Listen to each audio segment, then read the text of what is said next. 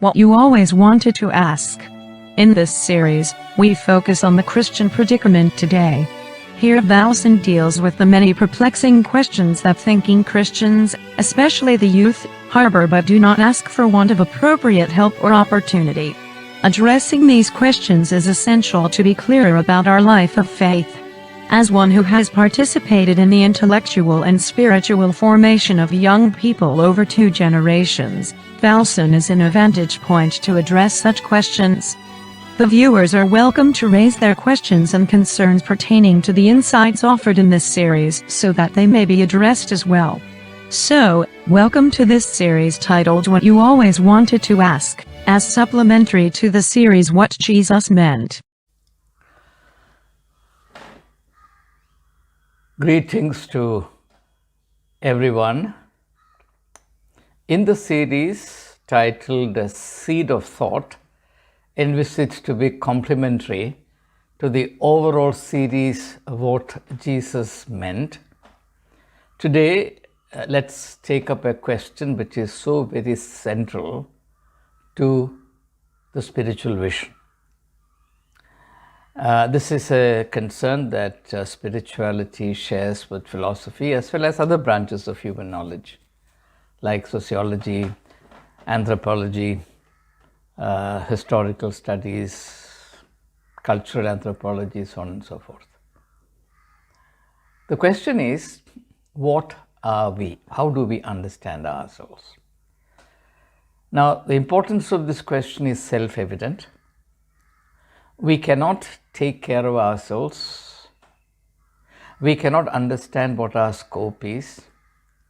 We cannot formulate an appropriate life strategy for each one of us. We cannot decide what the ultimate questions concerning us are unless we have an adequate understanding of what we are. What does it mean to be human? And not surprisingly, therefore, in the Bible, this becomes virtually one of the earliest questions, in fact, the earliest question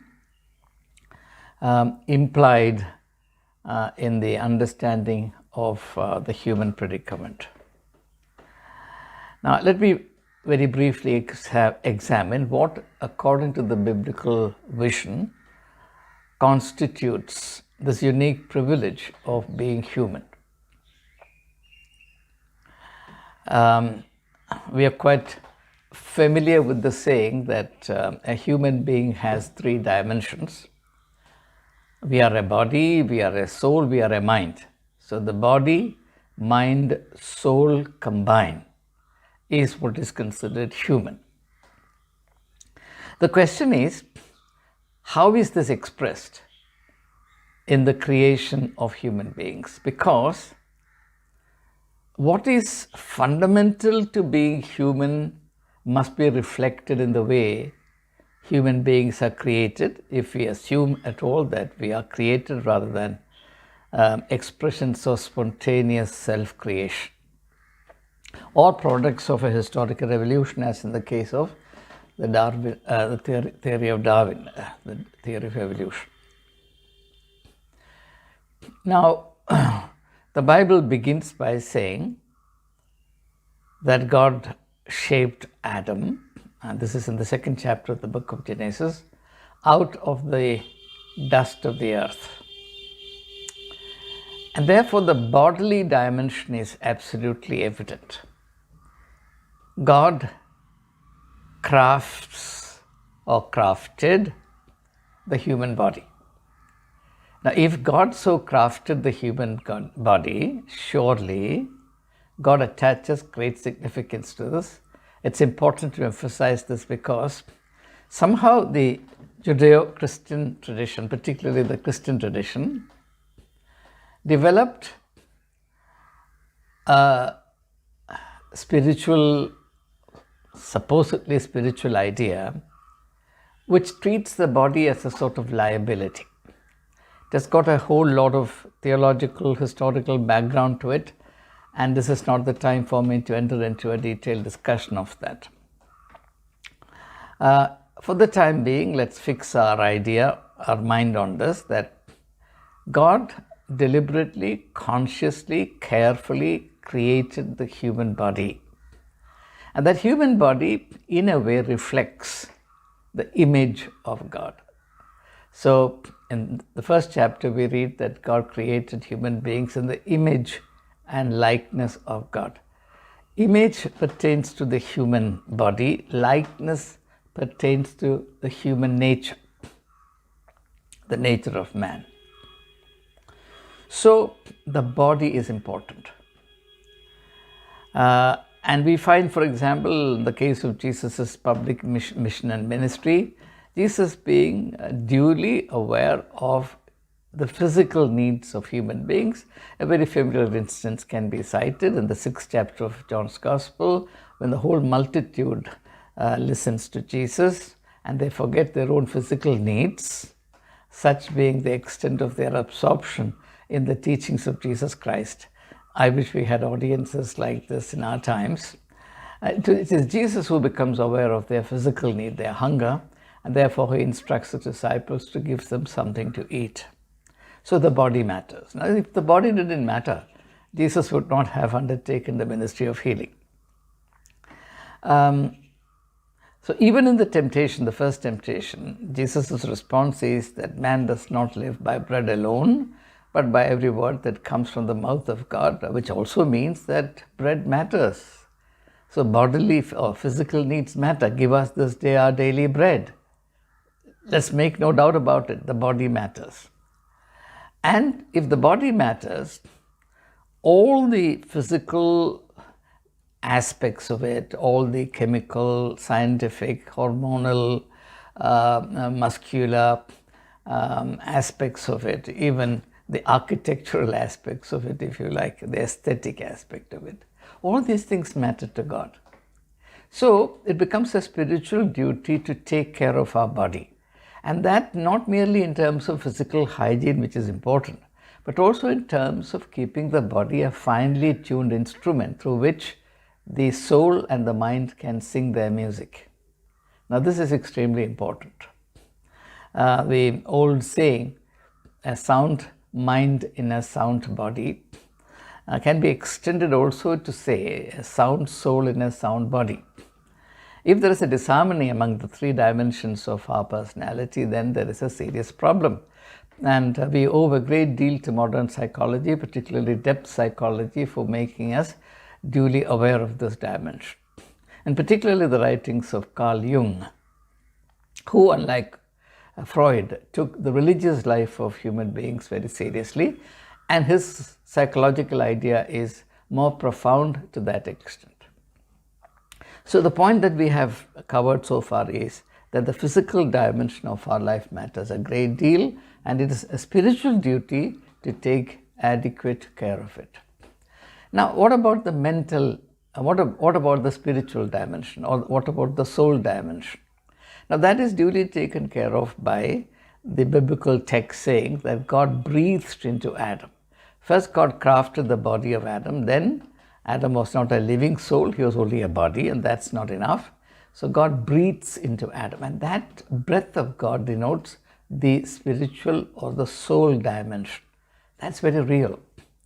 I'll have something more to say about it presently. The third dimension, which is a mental dimension, how is that referred to? Now, this is often overlooked, and it's important that we take notice of this. Please notice that God brings all the creatures to Adam to be named by him. Now, naming is a mental activity. It is analogous in terms of the mind to God breathing into Adam in order to make him a living soul. Now, by giving Adam the responsibility to name the various aspects of creation, God is quickening Adam's mind. The mental dimension is very important. Do you think that God asked Adam to name the various parts of creation because he couldn't do it himself? No, he's creating a context, an opportunity, or a means by which to quicken the mental dimension of Adam. So, right at the beginning, these three dimensions are clearly marked and duly enunciated. Now, therefore, it's impossible to be a Christian by overlooking or neglecting any of these three dimensions.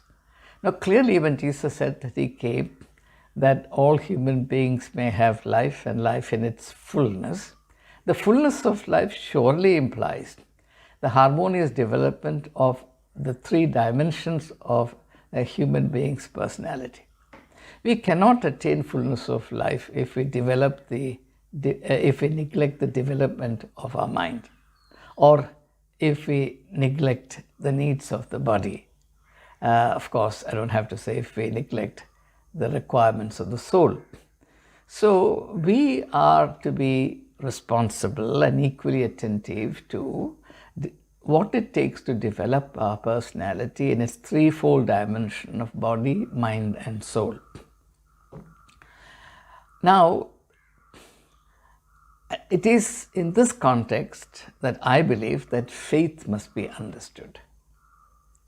You remember when people came to Jesus and he healed them, he said to them, "Your faith has made you whole."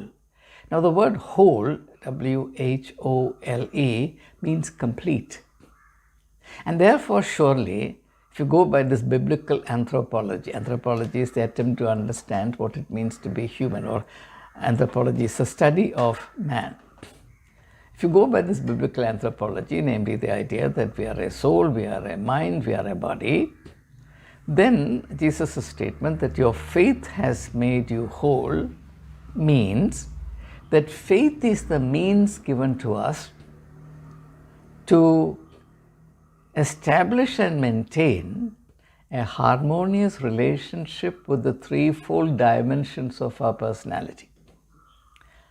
Now, this may surprise my viewers or hearers because it's never expressed in that manner. How else are we to understand the idea of wholeness that Jesus expressed? Now, usually this is interpreted to mean only our relationship with God. Surely our relationship with God is involved in faith. But please understand the basic logic of it. A relationship involves two interacting personalities or beings or entities or phenomena. Now, we know, for example, that for a relationship to be harmonious, healthy, and happy, it is necessary that there should be some similarity between the two. Now, I don't have to argue it elaborately that God is holistic, that God is complete, God is whole. There is nothing lacking in Him. Now, whether God has a physical dimension exactly like our own, I cannot have a final opinion on the matter. Whether God has a mind cannot be disputed because Christians think of the word logos as the mind of God. Christians also think of Jesus Christ as a revelation of the mind of God. And therefore, when Paul writes to Philippians, he says, "Let this mind be in you, which was also in Christ Jesus." So the mental dimension is never in doubt. Now, as regards fullness of life, as regards our faith life, when Jesus says your faith has made you whole, it is never really discussed that faith pertains also, apart from our relationship to God, and because of our relationship to God, faith also involves the threefold dimension of our being. You cannot really have faith if you degrade your body. Or, to put it differently, it's impossible to degrade your body if you have faith. Because one important aspect of faith is, it is evidence of things not seen. What is not seen always, most of the time? What human beings can't see most of the time is their own worth. And in this context, particularly the worth of their body. If we were aware of the worth of our body, the spiritual value of our body, we would have taken much better care of our bodies. We don't. Look at the way we abuse our body in all sorts of ways, right? And Paul gives explicit and stern warnings that those who destroy their body, which is the temple of the Spirit, will be destroyed by God. It is such a serious lapse on the part of human beings. So, there is a connection between the soul and the body. There is a connection between the mind and the body. And therefore, it is impossible to practice faith without all three dimensions of our being involved. And if they are to be involved, surely they have to be developed. And what is not developed is in a state of paralysis, as in the case of the paralytic who has to be carried on a pallet by 4 people, the story of which is recorded in the 2nd chapter of Mark's Gospel. It's a symbol. It's a symbol of what happens to a human being who does not develop himself in terms of the threefold dimensions of his personality. Or think of the bent over woman, I think in the 12th chapter of Luke's Gospel. That's another illustration of what happens to a human being when one doesn't develop one's personality in the threefold dimension. And when that lady came into contact with Jesus, suddenly her bent over deformity, the deformity of being a bent over woman who cannot stand upright, departs. Because Jesus is an invitation to fullness of life, and surely fullness of life means developing the physical dimension of our bodies, taking excellent care of it to the extent possible. Now, there is a need, particularly in the Christian context today, to emphasize the mental dimension, because that is what is most misunderstood, most despised, and most neglected. Unfortunately, this very negative, unspiritual, diabolic notion has been injected into the Christian psyche that developing one's mind is a dangerous thing, and that if one's mind is developed, it will become the citadel of Satan. Exactly the opposite. If you look at the temptations that Jesus faced, do you think he was not using his mind? If Jesus had not used his mind and he was unthinking, surely he would have fallen for the 3 temptations, and the history of humanity would have been so very different. And if not Christians, at least Jesus knew the importance of the mental dimension, and hence the priority that he attached to teaching. Christians are obsessed with miracle working. Jesus always prioritized teaching. What's the scope of teaching? Teaching is the activity by which the mind is kindled and equipped to be on its own. And its own for what? To be on its own to seek. Now, this seeking is always seen as subversive when viewed through the eyes of the establishment, because the establishment always thinks of itself and minds what is expedient and profitable for itself, and therefore is always apt to discredit and criminalize seeking on the part of individuals. In place of seeking, the establishment erects the responsibility to conform. Conformity, the exact opposite of seeking. And therefore, an unfortunate situation has been created, and this is what the priestly class has done to the Christian community, by which it has become meritorious not to develop our mental faculties, as though God was not wise enough in creating us, and particularly in imbuing human beings with the capacity to think, the mental capacity. This is extremely unfortunate. And then, of course, the soul dimension. Now, the soul dimension, let me say something about it, which is usually not said, and I'll close my thinking with you presently. What is the soul dimension? Is it something so very strange that we have to be apologetic about, as it happens in the secular context? Apologetic about talking about the human soul. Do human beings have souls? Is it unfashionable to say, yes, we are also living souls? Why has this impression come about? Now, that is because the soul has not been, I believe, properly understood or explained. Here I can give only one single and simple insight. The soul dimension is that dimension so very real in the case of every human being that connects individual life to something beyond oneself in a very limited, beyond oneself in a limited and utilitarian sense. Now, if you spend a moment to reflect on life, you will know that life always implies forces and factors beyond the individual manifestations of life. If you look at nature, for example, you see a plant standing there. You can say that the plant is no more than the visible part of the plant, which is the trunk, the branches, the leaves, the flowers, and certain contexts also the fruits. But what about the hidden roots? What about the sun in the distant universe? What about the multitude of forces and factors that operate on that single plant?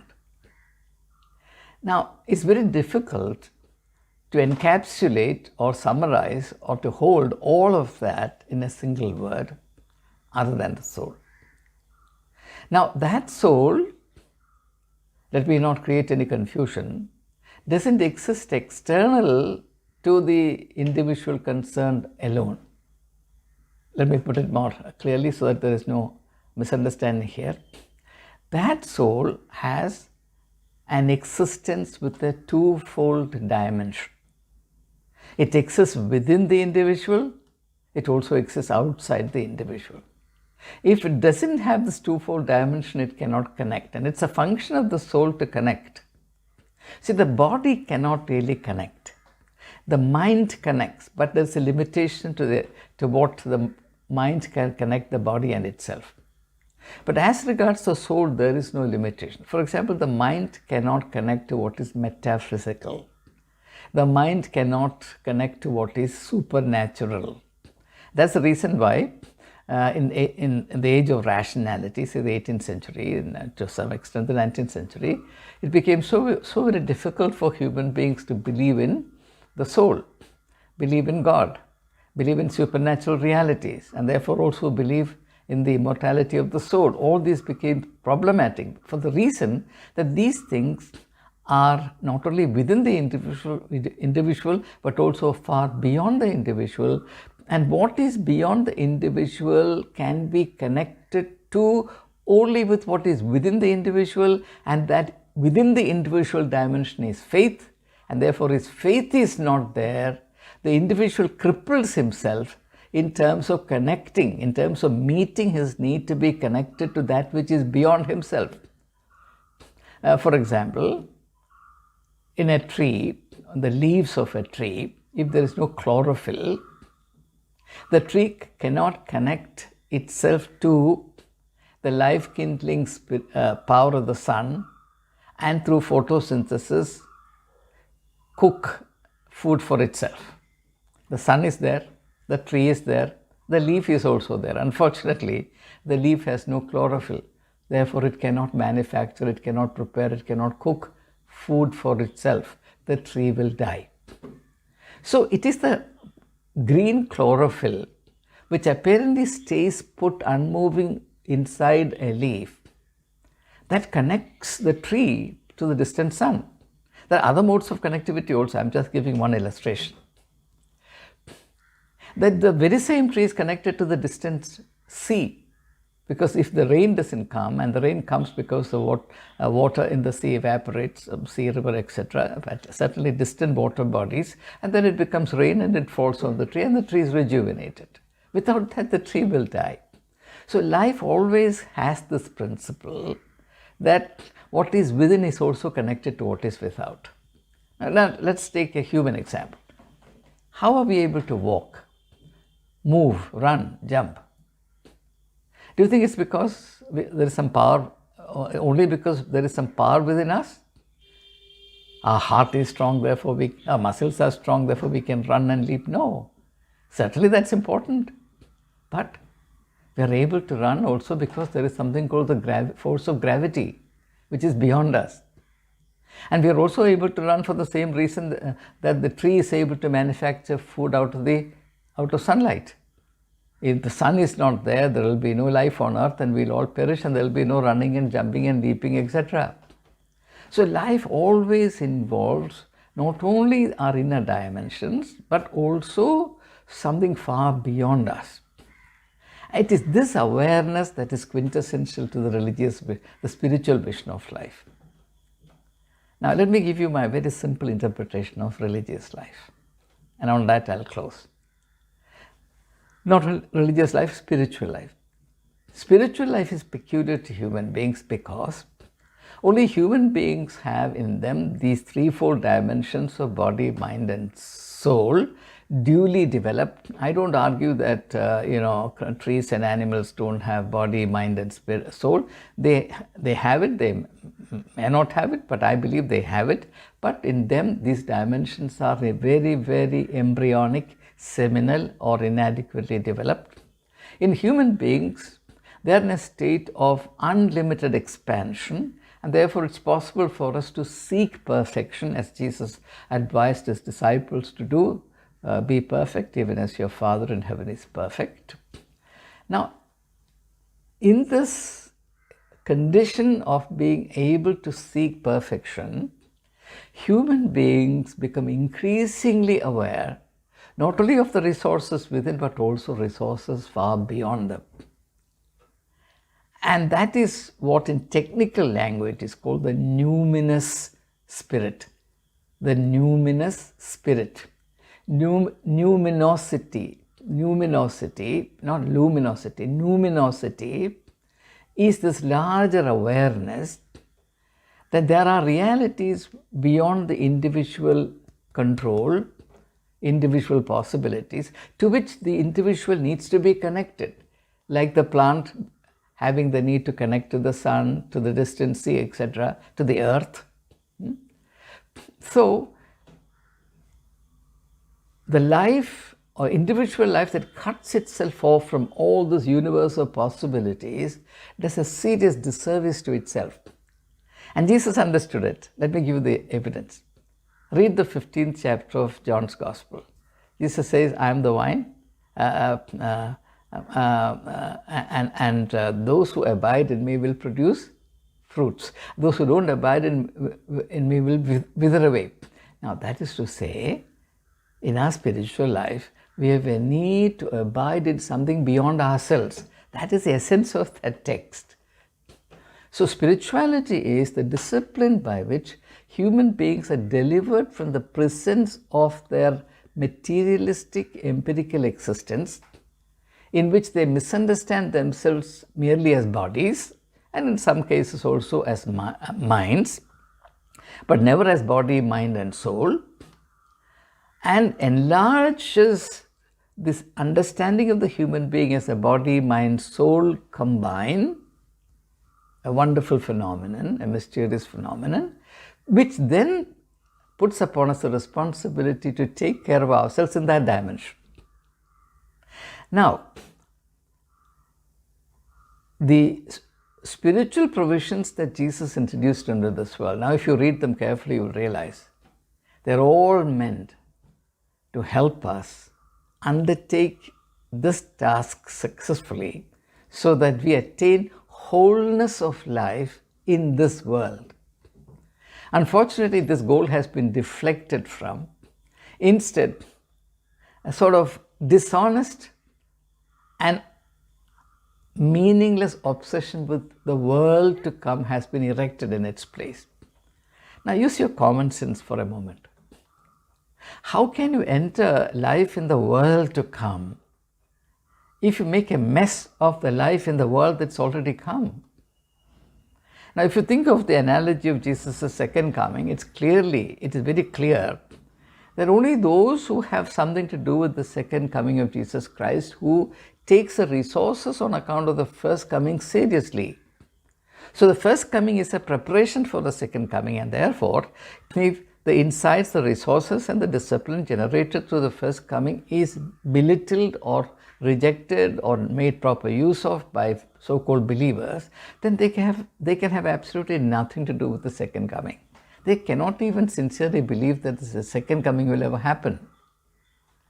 The same manner, all that we can do today, unfortunately all that God expects of us to do, is to take good care of ourselves. Then, as I said at the outset, in order to take good care of ourselves, we have to understand what we are made of, and therefore as the Bible gives us an understanding at the beginning, we are a body, deliberately, beautifully, thoughtfully crafted by God, into which He infused His own breath, quickening the spiritual dimension, the soul dimension. And after that, He brings a task, the task of naming various aspects of His creation into the zone of human responsibility, which quickens the mind. Now, as an author, I've had occasions to name certain realities. And I tell you, I know therefore what an intellectual activity it is to name something. Now, for example, in my very first book called Heresy as Prophecy, I had to name a particular spiritual state. And I invented the name, the space of grace. And it took me more than a whole month to become clear about this. And soon after the publication of that book, when I was attending a conference in Stuttgart, Geneva, one of the speakers in that conference was Bishop Leslie Newbegin, who had read my book. And he made a reference to this concept. And I was so delighted, obviously. And after his lecture, I went and introduced myself to him. He embraced me. And he said, "Oh, what an amazing thought." So what I'm saying is, it is not just a casual or shallow thing to name something. So if God gave to Adam the opportunity, in fact, the task or the responsibility to name what He created, then surely God is kindling the mind of Adam.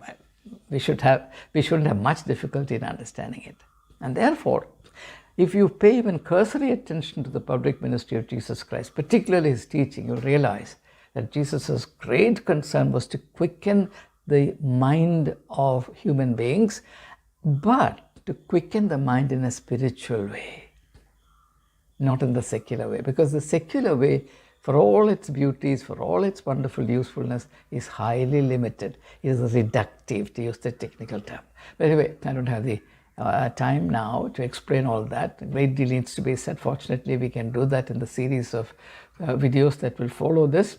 I conclude by thanking everyone who is participating in this process, both now and for the years to come. And certainly I'm producing these videos not merely to meet existing needs, to resource people who are living today. I'm doing this work in a state of accountability to God in order to resource the generations to come. And to them, therefore, I dedicate this series of video messages.